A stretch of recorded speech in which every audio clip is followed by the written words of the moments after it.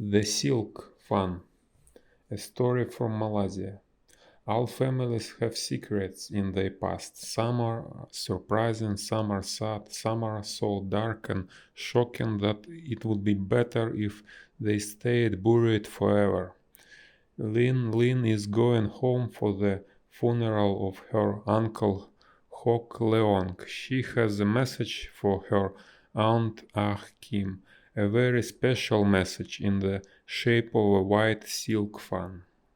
There was a very old sign in gold and black outside the shop, placed over the entrance. For, for as long as she could remember, it carried the name of her uncle, Hook Leong, in large dull gold letters against the black background. Now two narrow pieces of white paper crossed out the name, informing everyone that there had been a death inside the house. She stood hesitatingly outside the doorway. It seems that no one had noticed her arrival. The pavement outside the shop and part of the road were covered with tables, and a lot of people sat around eating and drinking tea. Although they were talking together, it was hard to hear anything except the loud sound music from a small band of 5 musicians playing nearby. It was no wonder that from a distance, as he turned into Chula Street from Pengan Road, her Indian taxi driver had thought at first that it was a wedding. But she knew better.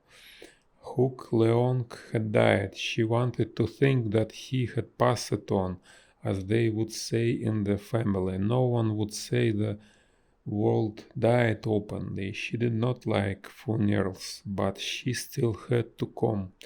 The silk fan was wrapped in brown paper in her large handbag. The fan was small and round, made of pale white silk with a handle. It had taken her a long time to find a fan like this, but it was exactly what she wanted. She had considered every detail of what about to happen so many times over the last 7 years. She was 21 when she started planning, but it had really all started a long time ago. You must never forget that uncle brought you up, her mother used to remind her all the time. Her uncle did not have much time for children, but she grew up as a part of his family with his sons. For as long as she could remember, he was always there, replacing the father she had never known. Just inside the shop, the floor had been cleared to leave place for the coffin and altar, which stood in the center. Priests, dressed in yellow, moved around, half speaking, half singing. Joss sticks were burning on the altar. She looked at the end of the coffin, and the large framed photograph of her uncle stared back at her. He was a big, heavy man with a fierce look in his eyes that not even the soft light of the photo could hide. Her mother had been small and pretty, and you would not imagine them to be brother and sister, but they were. Her uncle and had been very good to her mother. He had taken care of her all her life. He was gentle and soft when he spoke to her, but her mother, Lynn remembered, always seemed strangely afraid of her big, strong brother. Uncle Lynn was always calling him when she was little, wanting him to notice her as often as possible. Now he was gone, and she was left feeling empty with an uneasy fear of what was going to happen that day. What happened to my father? Did he die? Did he? As a child, she was always asking wherever would listen to her. Her mother remained silent and never talked about Lin Lin's father and why they had to live with her uncle. Lin Lin never knew whether her father was dead or alive. Ah, Kim, her uncle's wife, used to hold her arms painfully right tight and shake her head wherever she asked the question, and Lin used to cry. Tell me about my father, she begged her aunt when she was 16 and too big to be shaken. Kim looked at her with narrowed eyes and laughed, making a thin empty sound. Her aunt was quite pretty, with a white fair face, but her eyes were hard and she had thin lips. Your mother is an autumn fan, said her aunt. Her mother heard Kim and walked away to the back of the house to her room. Lin Lin heard her mother crying softly. Later, she found out that an autumn fan meant a woman whose husband had left her, like a beautiful silk fan, welcome in the summer heat but of no use in the cold autumn season. And she thought she understood why her mother cried.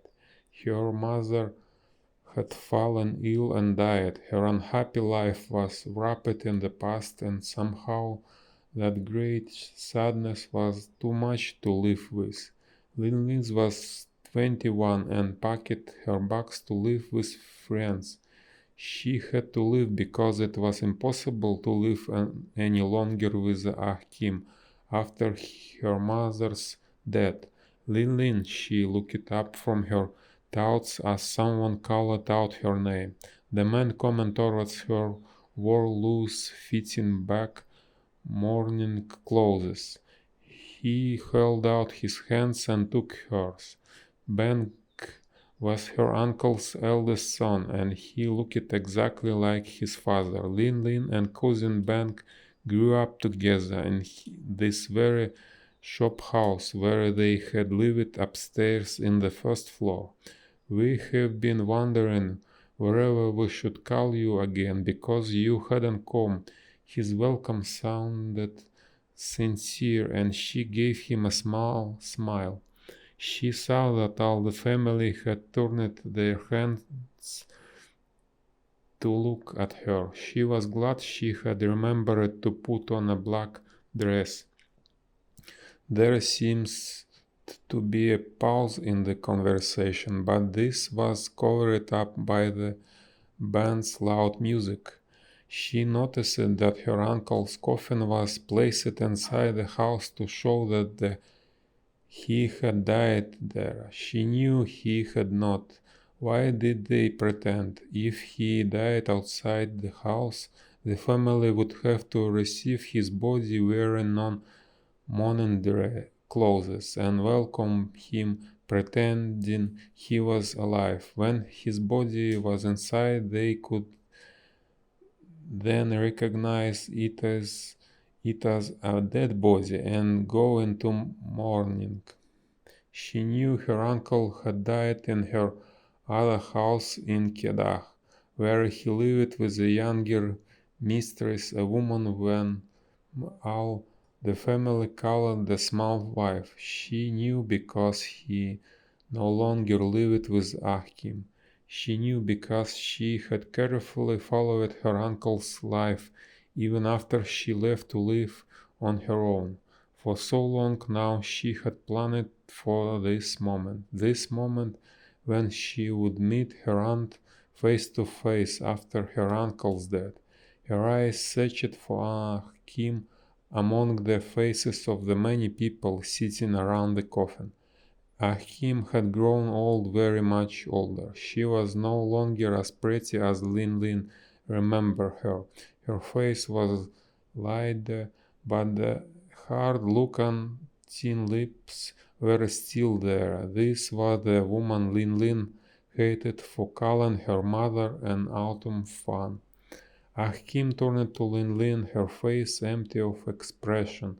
You have come, that was all she said. her voice slow and deep.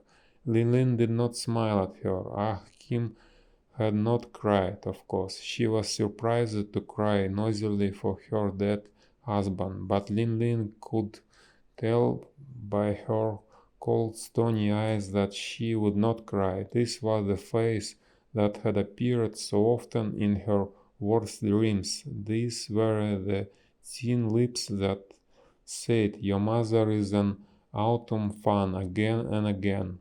She had never forgotten because these words showed her what she Lillian was. She was the child of a woman whose husband had left her. She was the unwanted child of an unknown father.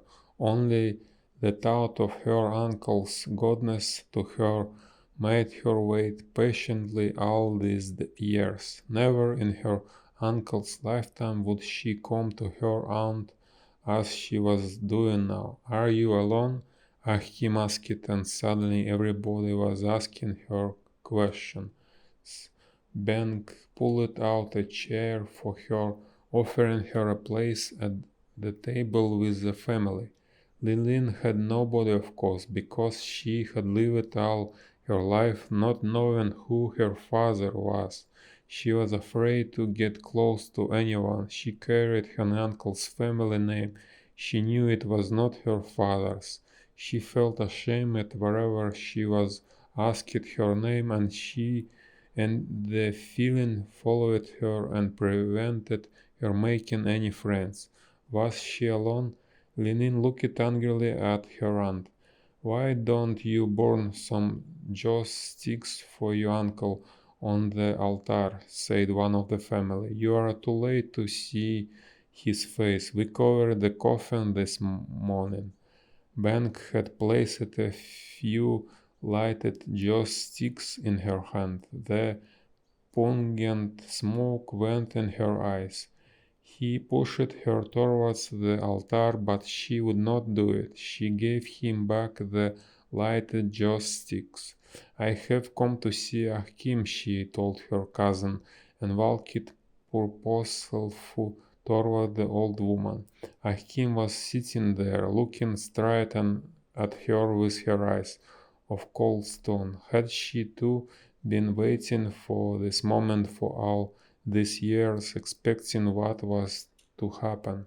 Lenin walked over to her, pulling out something flat, wrapped in brown paper from her handbag.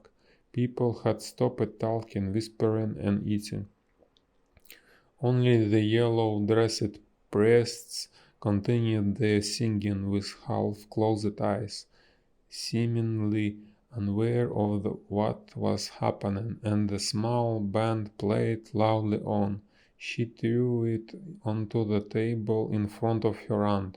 Achim looked at it, then lifted her eyes to stare at Lin. "What is this?" Achim asked in a hard voice, breaking the silence. And even before Lin answered, she could tell by the look on her aunt's face that she already knew. Lin pulled off the brown paper and placed the white silk fan in front of her aunt. "What is this, Achim?"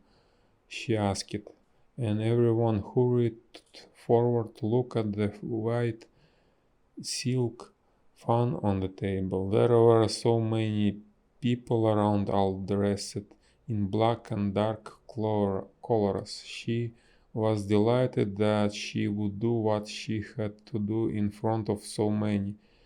Her aunt would be deeply ashamed. When the old woman did not reply and sat looking at the fan without moving, Lin moved closer to her. Her face was very near those thin lips that replayed so often in her most frightening dreams. "It's a fan, can't you see?" she said. "You called my mother an autumn fan, you heartless woman. You broke her heart." She paused for breath. Her own face showed her pain, forgetting that she was at a funeral. "Look at this fan, Achim.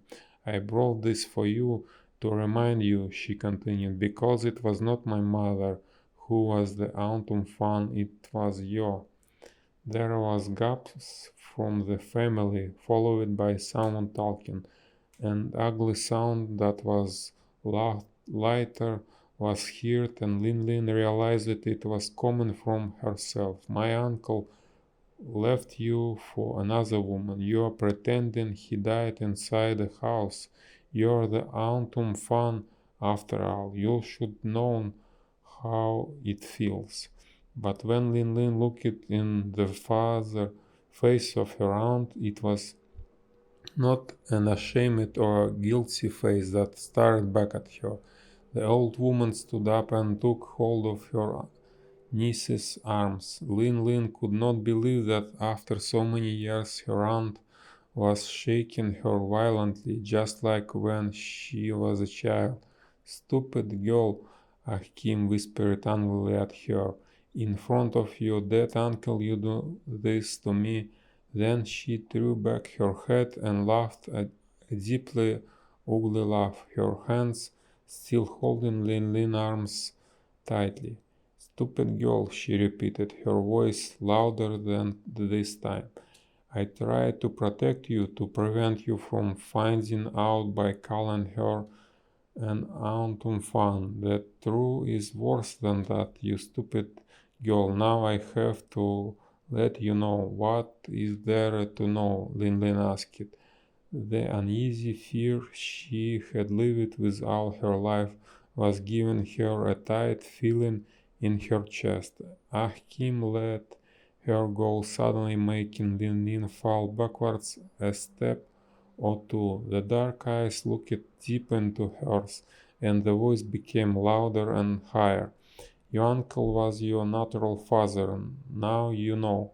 The silence that followed was deafening. Even the priest stopped singing, and the funeral band paused in the middle of the play, and the seconds seemed unbelievably long, like all the years of her life rolled on into one. Lin felt the darkness rise, wrapping around her as she fell forward, knocking the silk fan off the table. The fan fell noisily, unheard and unnoticed, onto the floor.